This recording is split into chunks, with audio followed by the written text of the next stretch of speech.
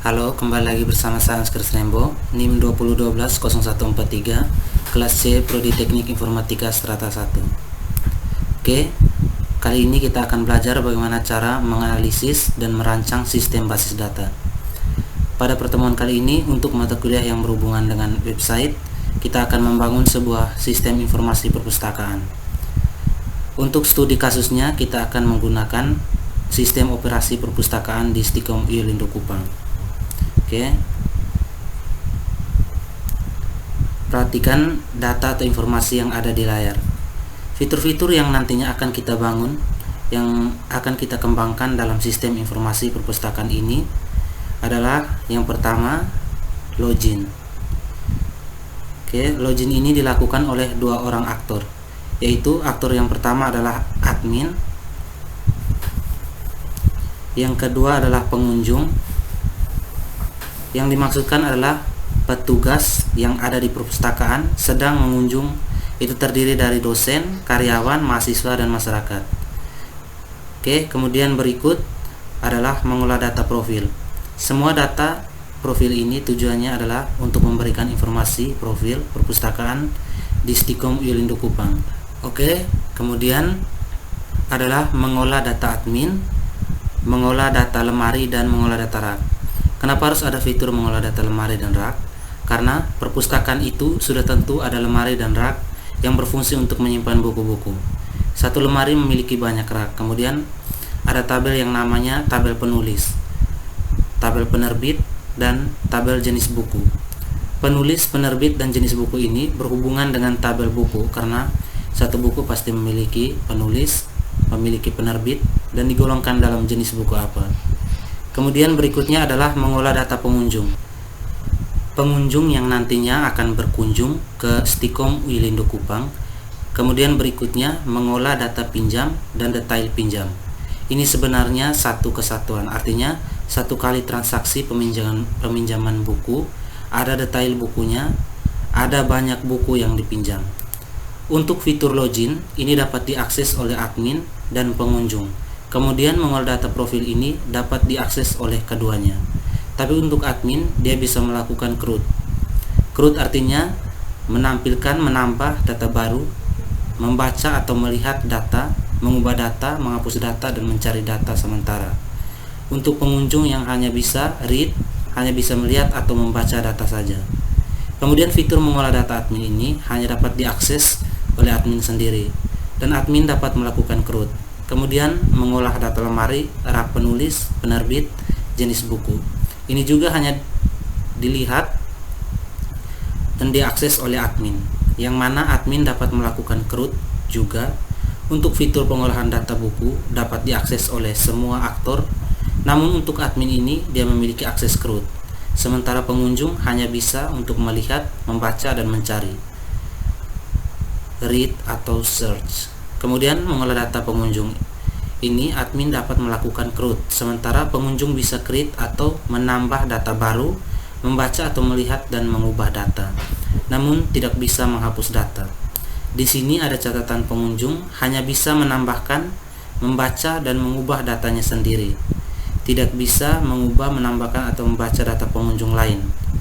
Kemudian berikutnya adalah mengolah data pinjam dan detail pinjam.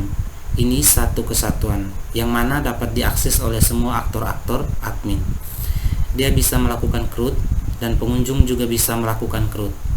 Namun pengunjung hanya bisa mengolah datanya sendiri, yakni data peminjaman. Ubah data dan hapus data dibatasi jika sudah diproses, artinya datanya sudah divalidasi oleh admin, maka data tersebut tidak bisa lagi diubah dan dihapus. Ada beberapa catatan yang perlu kita ketahui. Yang pertama, sistem ini yang nantinya akan kita kembangkan tidak menangani transaksi sanksi keterlambatan pengembalian buku, misalnya berupa denda. Kemudian yang kedua, jumlah buku yang dikembalikan itu harus sama dengan jumlah buku yang dipinjam. Contoh, kalau hilang satu transaksi, dia meminjam 10 buku, maka harus mengembalikan jumlah yang sama, yakni 10 buku. Ada dua aktor yang terlibat dalam sistem ini, yaitu admin, pengunjung. Kategori pengunjung terdiri dari dosen, karyawan, mahasiswa, dan masyarakat. Untuk membangun sistem ini, kita menggunakan Visual Studio Code dan Exam. versi 7427. Oke, kita menggunakan bahasa pemrograman PHP versi 7.4. Versi PHP yang terbaru adalah versi 8, namun kita belum bisa menggunakan versi 8 karena ada beberapa hosting yang support baru sampai di PHP versi 7, belum sampai ke versi 8. Jadi kita kali ini memilih menggunakan bahasa pemrograman PHP yang versinya ke-7. Oke, fungsi-fungsi produk ini dianalisis atau ditentukan berdasarkan permasalahan yang terjadi di perpustakaan Stikom Ilende Kupang, yaitu tata letak buku itu tidak disimpan atau tidak diletakkan berdasarkan rak-rak yang sesuai. Kemudian jika ada penambahan buku ataupun jika ada penambahan lemari atau rak, maka itu perlu pendataan ulang lagi. Kemudian untuk pengunjung, dari setiap pengunjung yang datang ke kampus Stikom Ilende Kupang dan mau melakukan peminjaman dan pengembalian buku, wajib mendata dirinya terlebih dahulu. Kemudian mereka bisa melakukan peminjaman buku yang nantinya akan di-approve oleh admin. Berdasarkan permasalahan ini ada kurang lebih 10. Oke.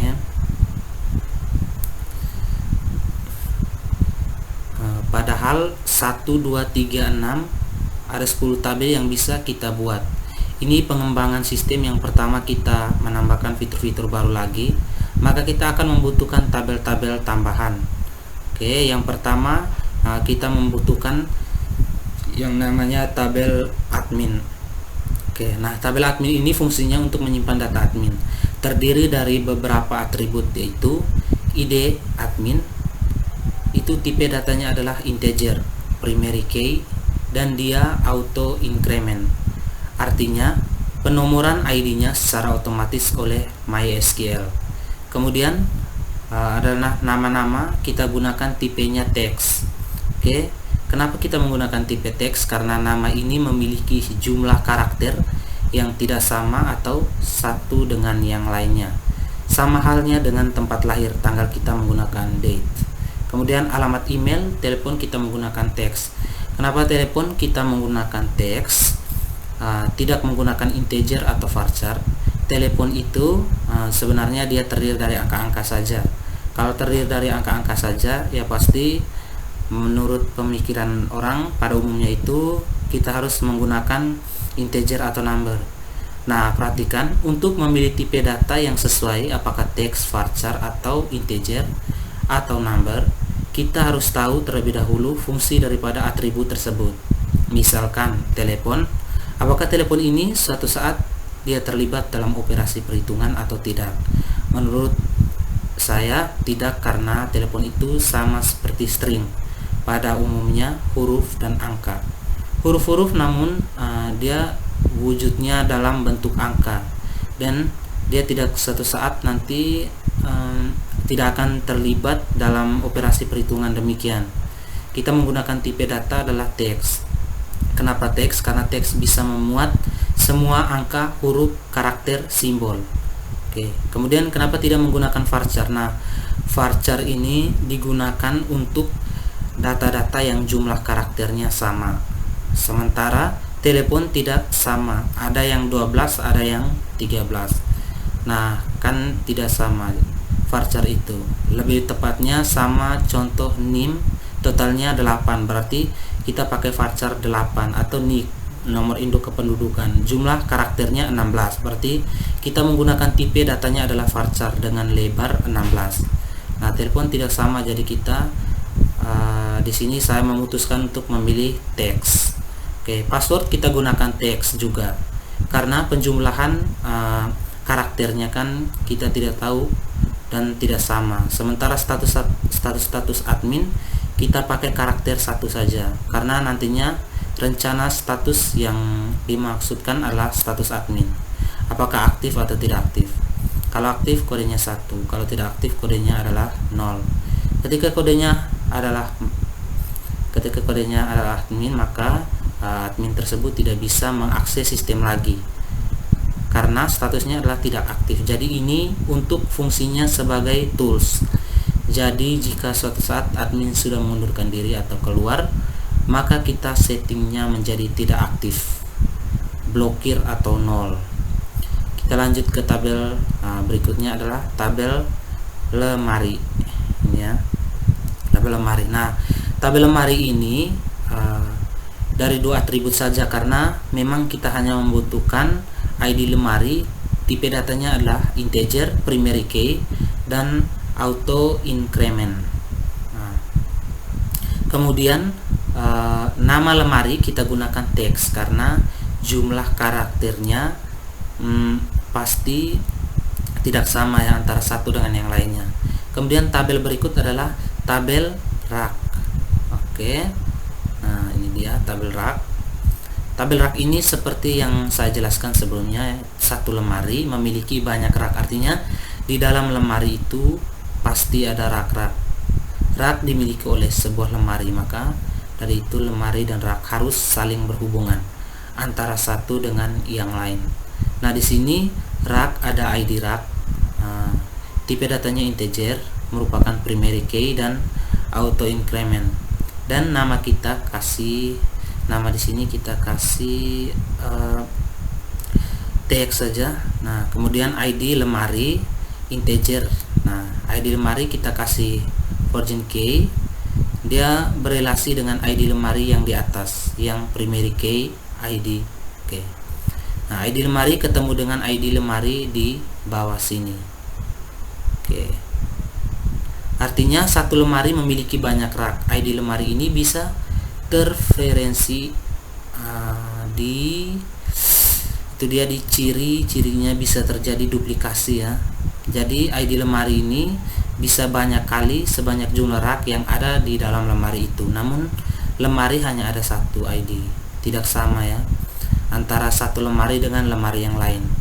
Nah, kalau ditarik garis relatif, maka ID lemari yang primary key ini akan ditarik ke bawah menuju ke ID lemari yang virgin key. Ketika lemari dan raknya sudah ada, selanjutnya adalah kita membuat tabel penulis. Nah, tabel penulis, tabel penerbit, dan tabel jenis buku. Ketiga tabel ini akan berhubungan dengan tabel buku.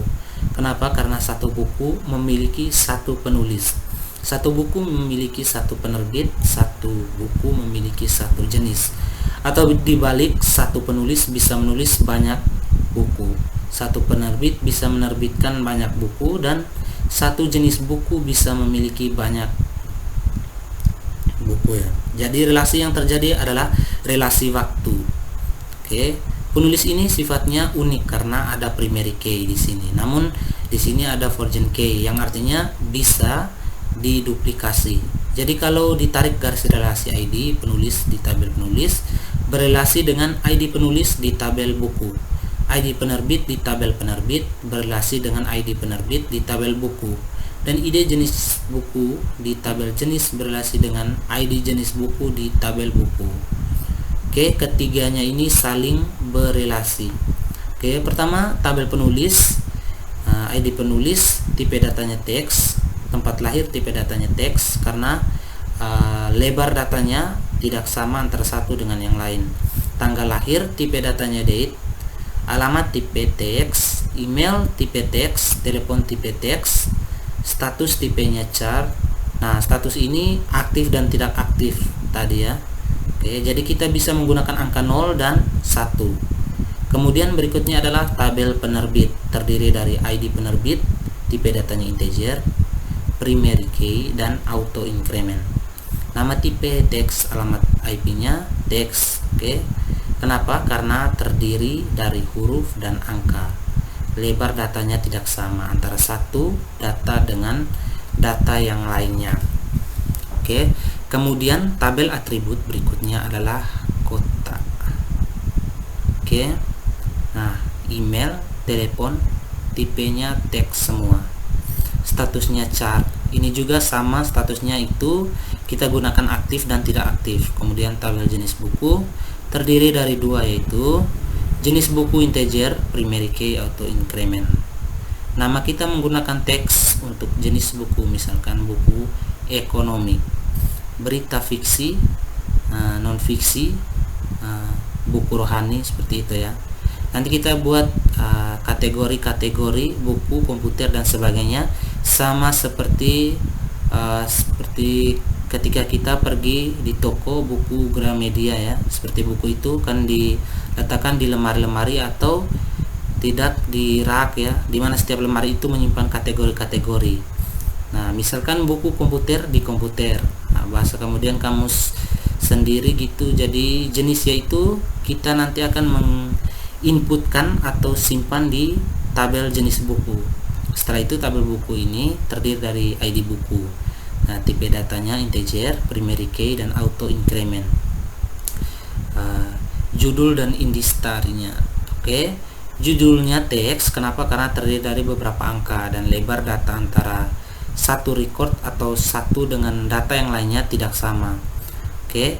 Intisari, tipe datanya teks, kenapa? Karena terdiri angka lebar, datanya tidak sama dan jumlahnya tak terbatas. Jumlahnya kan kita tidak tahu, ada yang banyak sekali, ada yang sedikit.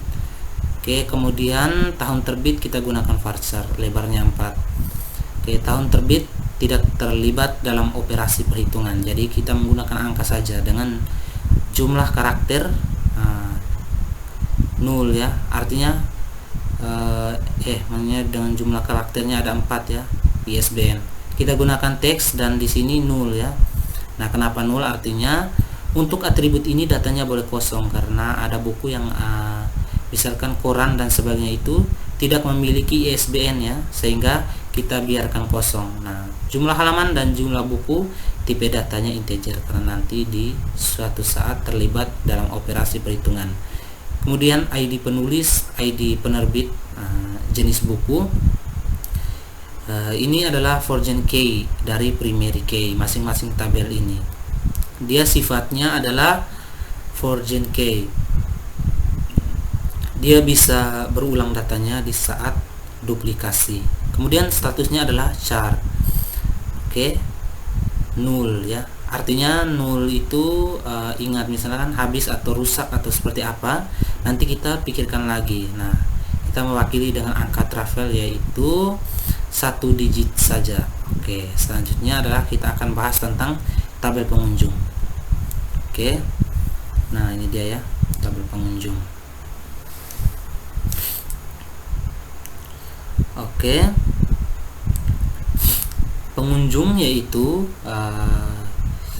terdiri dari ID pengunjung, tipe data integer, primary key, auto increment. Oke. Nama, tipe datanya teks karena terdiri dari angka, bisa huruf, kemudian jumlah rekornya tidak sama antara satu dengan yang lainnya, dan jumlah itemnya tidak terbatas, tidak dibatasi beberapa jumlahnya. Tempat lahir juga sama, tanggal lahir kita pakai date. Alamat, jenis kelamin, varchar. Oke. Ini pasti sama ya, laki-laki dan perempuan. Kalau dihitung jumlah karakternya sama dengan 9 ya. Email kita gunakan teks, telepon teks. Nah, kategori kita gunakan teks. Nah, untuk tabel pengunjung ini dia akan berelasi dengan tabel pinjam. Nah, karena satu transaksi pinjam meminjam, di dalam tabel pinjam itu ada ID pinjam, tipe datanya kita kasih integer. Oke, primary key, auto increment. Nah, di sini ya. Oke. Nah, pinjamannya tanggal berapa, tipe datanya kita kasih date saja. Tanggal kembali artinya buku itu, transaksi itu yang membuat buku dikembalikan ya. Tanggal berapa, di sini kita gunakan date. Namun tipe datanya 0 ya. Tipenya 0 maksudnya ya. Tipenya 0. Nah, 0 ini artinya pada saat dia meminjam pertama kali maka hanya terinput tanggal pinjam, tanggal pinjam atau tanggal kembalinya ya, masih dalam keadaan 0 ya. Nah, ketika bukunya dikembalikan baru kita tinggal mengupdate, kita tinggal ubah saja tanggal kembalinya dari 0 menjadi bernilai kemudian pinjam. Oke. Mentransaksi pinjaman itu dipinjam oleh siapa. Nah, berarti dia berelasi dengan ID pengunjung. Pengunjung otomatis akan dipinjam oleh pengunjung. Kemudian statusnya apa? Maka di statusnya itu baru mengambil buku, meminjam, mengembalikan, hilang atau sebagainya ya. Nanti kita wakili dalam simbol-simbol. Nah, kemudian diserahkan. Nah, ini artinya admin, siapa yang menyerahkan. Nah, ini karena ID admin. Ini seharusnya adalah ID admin, tapi karena for gen key ada 2, oke, akan menjadi salah ya. Jadi kita atributnya kita pakai nama yang lain. Kita tidak pakai ID admin, tetapi nanti isinya itu merupakan ID admin ya. Cuman kita rubah namanya saja. Nah, diserahkan nantinya diserahkan oleh siapa? Diserahkan oleh admin, dan diterima saat dikembalikan itu siapa yang terima. Nah, untuk terima ini masih kita kasih 0 ya. Kenapa? Karena pada saat kita nanti pada saat itu bukunya dikembalikan, baru kita tinggal update admin yang terimanya itu siapa. Kemudian ini satu transaksi pasti ada banyak buku yang dipinjam ya. Jadi kalau ada banyak buku yang dipinjam, maka harus ada satu tabel lagi, yaitu tabel detail ya. Ada detail pinjam terdiri dari ID dan primary. Oke. Primary key ya. Oke, auto increment. Nah, ID pinjam ini dia berelasi dengan tabel pinjam. Nah, kemudian berelasi dengan tabel buku. Ini artinya di transaksi peminjam ini buku apa saja yang dipinjam dan jumlahnya berapa, seperti itu ya. Jadi dalam satu transaksi peminjaman pasti berhubungan dengan pengunjung, kan pengunjung yang melakukan peminjaman. Nah, kemudian berhubungan dengan tabel buku yang akan buku yang dipinjam ya. Kemudian tanggal pinjam dan tabel detail ini berelasi antara satu dengan yang lain. Jumlah buku yang dipinjam berapa, tipenya integer ya. Ini adalah rancangan sistem informasi perpustakaan yang akan kita bangun dalam semester ini ya, di dalam mata kuliah desain web ini ya. Oke. Nah, jadi seperti itu ya. Oke, jadi video pertama saya sampai di sini dulu. Sampai jumpa di video berikutnya. Terima kasih.